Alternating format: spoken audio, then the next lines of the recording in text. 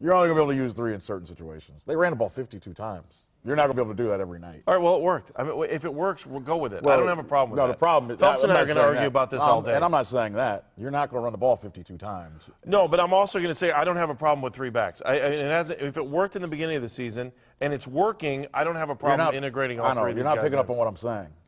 If you can run the ball 52 times, then you have the option to run. I understand. Most games you're going to run the ball 30 times maybe. You're right. So most of the time you're going to, and it worked last night. Great situation for it, how it worked.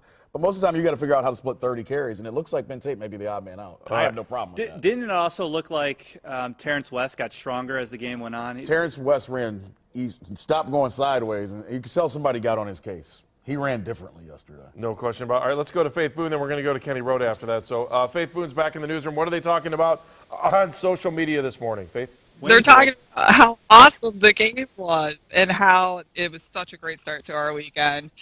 Defense brought it. We're just amazed that we keep winning games, which is amazing. I mean, we're 6-3. As you guys know, as I mention every week, I am new to football, and I can't believe that they keep winning.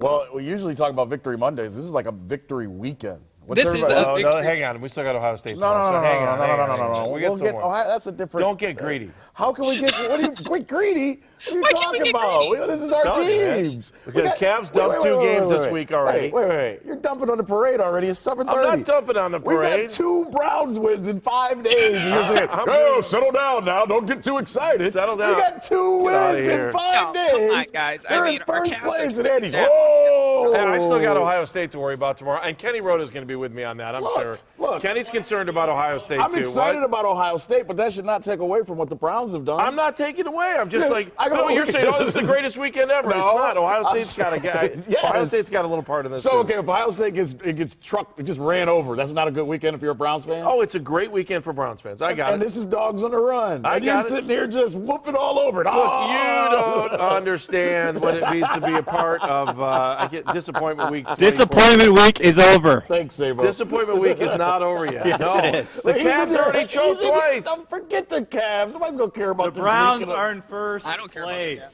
Right. That cancels Disappointment Week. I don't care what happens. What happened to you? What happened to you? I'm all in on the Browns. But, man, Disappointment Week is a very special moment. Disappointment Week is going to be you about 10 o'clock tonight. Yeah. Limping around with a camera at a high school game. Tim, I'm not going to be there. It'll be me at midnight when I'm still there doing high school football. Right. That's what. You know what the Browns did at Disappointment Week last night? They What? crapped all over it.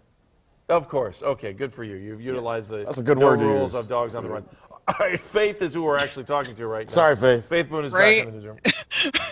I was going to ask you to put on the web, what are fans going to do this weekend to enjoy? Because we always talk about Victory Monday. It should be Victory Weekend now, right? Well, why don't we come Yes, back and we'll do another definitely. Dogs next Monday? How's that sound? Which is what we're going to do. Now that's disappointment. That's a part of Disappointment Week 2014. They have to come back here on Monday morning and do another Dogs on the Run.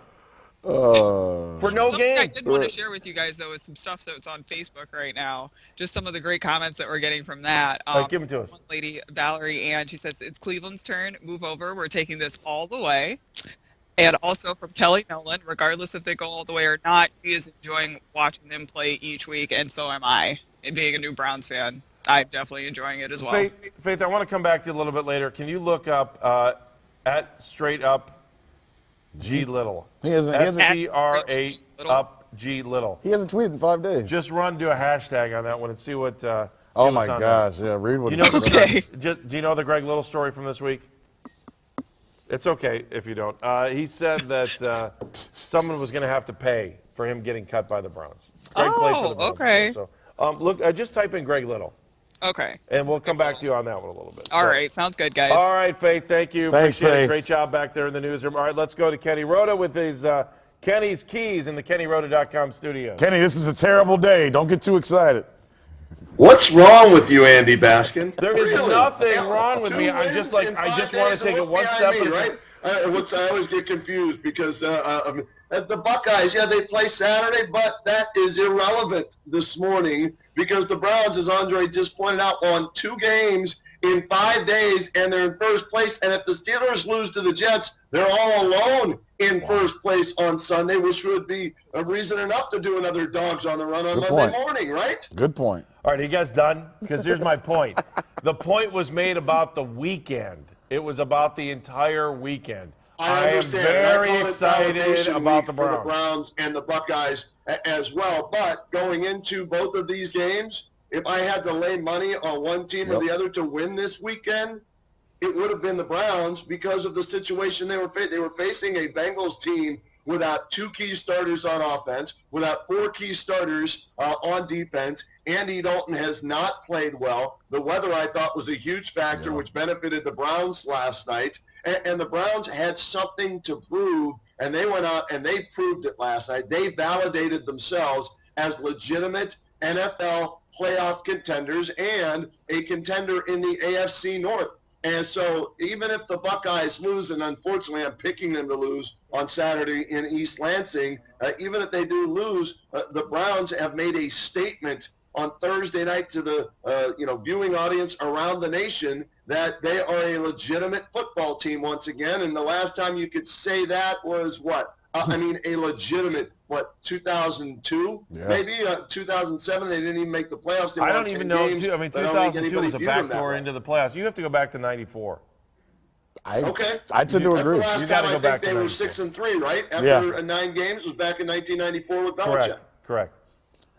Very telling. All right, Kenny, give us your keys to victory. It was a good win for them last. Andy Dalton, guys. Ugh. I was trying to think back of all the 21 starting quarterbacks the Browns have had since '99.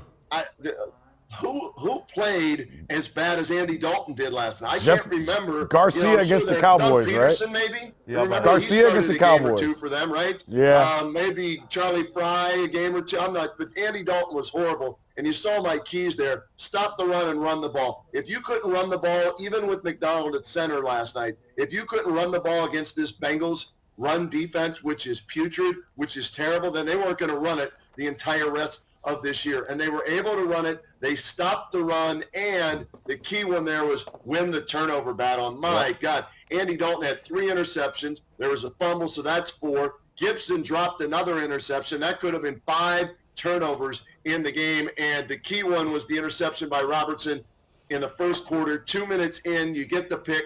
You set the Browns offense up with a short field on the 18-yard line, and they punched it in for the touchdown. And I thought that was the biggest key out of everything, was to get the early lead and let the Bengals know that, hey, we're here for the rest of the night. Deal with us. Obviously, one of the biggest things was the quarterback play. We talked about it all week long, Kenny, and I don't know which side you were on this. And I asked Andy, we talked to other people, who do you prefer between Andy Dalton and Brian Hoyer? Now, easy this morning to say Brian Hoyer. And my whole thing is, look, I don't think Hoyer is a top 10 quarterback. He may be a part of the next tier or however you look at it. But if I had a playoff game, I think I would take, and I said this before last night, I would take Brian Hoyer because when the lights get bright, Andy Dalton is not the man for the job. He's blinded. And look at the teammates he has. I mean, Brian Hoyer is playing with, let's be honest, he's playing with guys that barely make a lot of teams and the skill positions, and he's making Travis Benjamin a guy that catches the ball over the middle, guys. Think about that. Andy Dalton, if memory serves me correct now, in primetime games is 2-6, 0-3 in playoff games. He hasn't won the big game. And I had a buddy of mine who's a Bengals fan, and we talked as I was driving to work yesterday, and he said to me, he goes, you know what? I guarantee you Andy Dalton will have more interceptions than touchdowns scored by the Bengals tonight. I was like, what? He's like, oh, they wasted their money, $115 million, giving it to that ginger snap. And there's no way that we're going to win anything, he said, for Bengals fans with Andy Dalton as their quarterback. And I agree. And going into last night's game, guys, Brian Hoyer had a better quarterback rating than Andy Dalton. And last night, Brian Hoyer outplayed Andy Dalton. And to your point, Andre, you know what? I wasn't a Brian Hoyer believer before the season started. Andy, you and I were talking about this. I called him a backup quarterback, if you remember, because he had only won 3 games as a starter, and I didn't think he was anything more than a backup quarterback. He's not an all-pro, but for this team, he's what this team needs, and that's a game manager along with being able to win games in the fourth quarter. So he's emerging as a starting quarterback in the National Football League. And I know Ray Farmer's comments this week didn't sit well with a number of people, but Brian Hoyer shouldn't worry about it because he's going to get paid at the end of the year, whether it's by the Browns or somebody else, because there are other teams who could use Brian Hoyer as a starter. Let me make this point when it comes to Brian Hoyer, too. And again, it's from the Browns, so take it for what it's worth. Browns all-time quarterback winning percentage, minimum 10 starts. Number 1, Otto Graham, 810. He was pretty good. Number 2, Brian Hoyer, 750, with 12 games. Tommy O'Connell, and when we said it, it's like, who's Tommy O'Connell? Also 750. All right. And then Frank Ryan and Wow. Bill Nelson. All numbers unbelievable. And I'm saying this because I respect both of you guys. You guys have been to a lot of press conferences, more than me. What the hell do you want Ray Farmer to say the other day? Now, I thought it was an awkward press you guys conference. want to get on me No, I'm for not being a getting little on bit you. down this morning? Ray Farmer, all he had to do last week was come out and say, hey, we're 5-3. I think we're in a good place right now. Guys are playing great. I'm really happy with the way things are going. He didn't need to get into the contract part. But that's of what he was Brian Hoyer. asked about, It doesn't right? matter if he's asked that. You know what? We don't. How many times have you heard those guys say, we don't talk about contracts? I hear you. And time again. I mean, Jimmy Haslam says it all the time. You just don't do it. Let's Why not talk are you about Jimmy putting Haslam and negative contracts. thoughts into your starting quarterback's head going into it? That's not how it works, though. Do you think Brian Hoyer sat around and read the transcript? He don't care what Ray Farmer's No, saying. but you know that it's coming back to him. Hey, the general manager said, we're worried about you. You don't think he Hey, came back to him that the week same before general the Mike manager. Pence That thing? same general manager went out and got Johnny Manziel in May. Brian knows what the hell's going on. I don't know why he talked personally. I've said that to you off the air. There was no reason to talk this week. I didn't think. But at the same yes, time, there was the reason to talk was to get a pat on the back, Andre. You're right. That's why And he he- was and out he's- there because they're 5-3. They're playing a big game, and Ray Farmer, felt like he deserves some credit for the turnaround of this football team, and that's okay. Everybody has an ego and needs to be stroked every once in a while. But I'm with Andy on this one. I think you just sidestepped the question about hey, Brian's our quarterback right now. We couldn't reach an agreement. We'll worry about that down the road. Don't mention Johnny has a contract and Brian doesn't have a contract, and we'll see where it takes us. Don't mention- just but Mike sidestep Penn- would have been the better way but to don't handle mention it the for me. truth is what we're saying. He didn't lie. It's not about the truth. I know what you guys are saying. I'm mixing it up, to be honest. we hear you. I hear But you. he told, how many times have we walked out of that room and just felt like we were lied to for an hour? I'm not saying Ray Farmer was brilliant in being honest, but he was honest to a fault. Okay, I got it. I'm not saying lie, but there are just certain things you don't have to. Again, this is a team that says time and time again, we don't talk about contracts. I've heard. I can go back and string together 50 sound bites on this. The Josh Gordon answer was bizarre. That was bizarre. And then the Josh Cribbs answer was just combative. It didn't have to be. Especially when you're still fumbling punts every week. Again, last Ray night. Farmer wanted everybody to know who was in charge, guys, and Ray Farmer's in charge, and that's what I took away from that press conference. And you know what? They're 6-3. You got to give them some credit, right? Yeah. It doesn't look like the greatest team on paper, but they find ways to win. He deserves some of the credit. I mean, look at the draft picks this year. Kirksey, I looked at Kirksey when they drafted him. I'm like, they should have taken a receiver there instead of Kirksey. Kirksey's played outstanding football. Batonio on the offensive line has helped solidify the offensive line, and that's part of the reason why Brian Hoyer has played, I think, well this year, is because of that O-line up until Mack went down. But then McDonald, after a few games and some practices, he actually played well last night as they ran the ball, 52 times and controlled the game. So give Ray Farmer some credit. Maybe that's what he wanted, and he's getting some credit for it now because let me they're leave you with this 6-3 and point. tied for first. Let me leave you with this point. I'm very glad they won last night. I said this on our radio show earlier in the week, that if they would have lost yesterday, that press conference would have come back to him, to Ray Farmer, like Mike Holmgren's don't come looking for playoff press conference. Probably. Tickets. Same thing. Fair But point. they won, so no one's going to remember it. Fair point. The other thing for me, guys, when I look at it, Brian Hoyer is not a dummy. You guys know it. Oh, no. He goes out and this team wins 10, 11 games. He thumbs his nose at anything Ray Farmer says, and he says, pay me. It's that simple. And so as long as they're in the playoff contention, Brian Hoyer is going to be the starting quarterback, and Ray Farmer can talk about contracts and everything all he wants. Kid keeps winning, somebody's going to pay him. It's that simple. I would And say he's guys, up to $6 million could right now. Ray wouldn't you? Farmer really not bring back Brian Hoyer if he leads them to the playoffs and maybe wins a playoff game?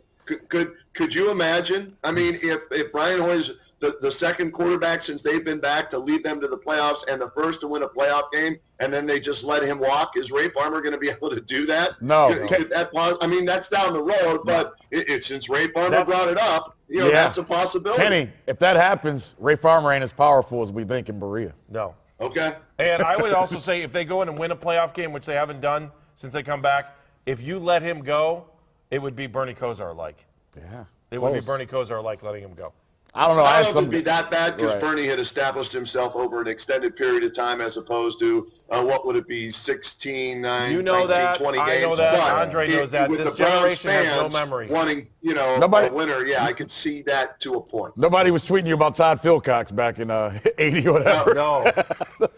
And hey, Dre, I was looking. I didn't see any tweets from Greg Little last night. I was looking for him on Twitter. I didn't see any because dropped I his tweeted phone. out last night that he's no Tim Misney. No, he didn't, nobody pay he last didn't make him pay. We'll talk to you in a little bit. We got to get rolling here. Thanks, Kenny. Appreciate it. Good convo. All right, Eric, the referee.